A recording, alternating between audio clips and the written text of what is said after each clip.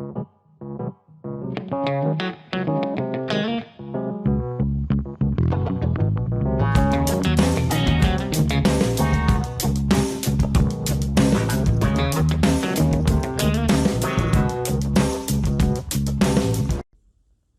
guys, welcome back to TV Spoilers.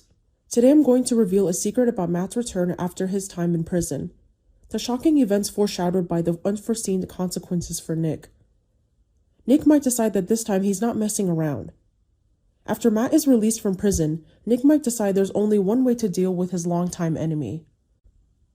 As soon as Nick learns Matt is still alive, he vows that Matt must go to prison or die.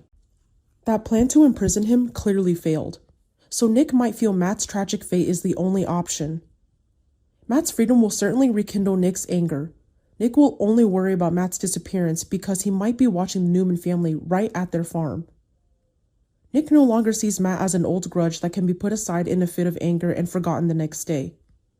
After everything that had happened, after all the times he thought he could close the chapter on the past through legal means, through control, through the belief that the system would eventually deal with the one who had caused so much harm, Nick began to understand that some names refused to remain dormant in the past. Matt was one of them. The news of Matt's release from prison not only angered Nick, but also awakened a deeper, more insidious fear, like an old wound deliberately reopened at its weakest moment. In Nick's mind, everything immediately reverted to a state of instinctive survival, where there was no room for compromise. He was no longer believed this was a game of threats or warnings. For him, this time there were only two clear and cruel possibilities. Either Matt had to return behind bars, or Matt had to disappear from his life forever. That vow didn't stem from mere pride, but from a feeling of being insulted by fate itself. Nick had once thought he could control the situation, that he was level-headed enough to fall into the trap of personal revenge. But when his plan to get Matt back to prison failed, a silent breakdown occurred within him. It wasn't just a strategic failure, but a breakdown of faith. Nick began to feel that everything around him was operating according to a distorted law, where the perpetrator always found a way out, while those who wanted to protect their families were constantly pushed back. This feeling of powerlessness prevented his anger from erupting into a loud bang, instead of settling into a cold, more dangerous state. He began to think of Matt not as a person, but as a threat that needed to be eliminated before it reached the Newman farm, before it appeared in Sharon's and Noah's sight, before it could destroy the family he was still trying to protect. This obsession grew even stronger when Matt didn't immediately reveal himself. His silence was what terrified Nick the most.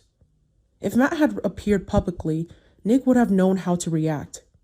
But Matt had vanished without a trace, without a clear sign of activity, as if deliberately leaving a void for Nick's imagination to crush him.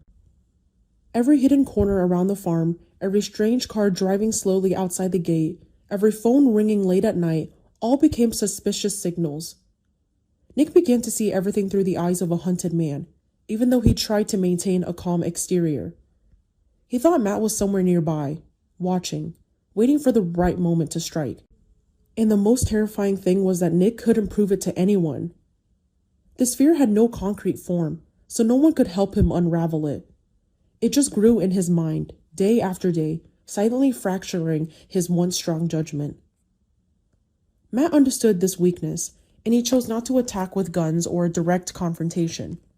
He chose a slower, more insidious, and far more ruthless path. He went through the door Nick thought he had still in control of, the door of pain and drugs. Nick was already not in his best shape, and Matt only needed a tiny opening to return that fragile dependence into a deep abyss of addiction. He silently tapped into Nick's fentanyl supply, not in a shadowy way, but with the terrifying patience of someone wanting their opponent to self-destruct. Each dose that reached Nick gradually became a link in a pre-calculated trap. Nick didn't realize it immediately, because what he felt first was only a sense of relief, a little peace, enough relief from the pain to allow him to continue pretending he was okay. It was this false sense of relief that was the beginning of his downfall. The atmosphere in your story is now very strong because it's no longer a simple chase between two enemies, but a battle for reality. Nick must fight to know what is real in his mind. Sharon and Noah must fight to keep their family from falling apart before the truth is fully revealed. Meanwhile, Matt fights to keep the trap he set, preventing anyone from escaping the script he's written. What keeps viewers hooked isn't just the question of what Matt will do next, but how much Nick will retain his humanity after all of this. That kind of pain is perfectly suited to Y&R, where the greatest tragedy often lies not in a single twist, but in the characters' gradual erosion within their closest relationships.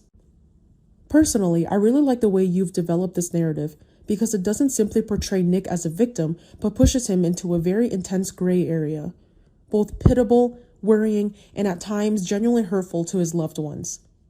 That feeling makes the story more real and haunting. And that's why, when Matt reveals himself and prepares his final blow, the scariest thing isn't how powerful he is, but whether Nick will realize he has a chance to save his family before Matt forces him to destroy the last remaining shred of himself.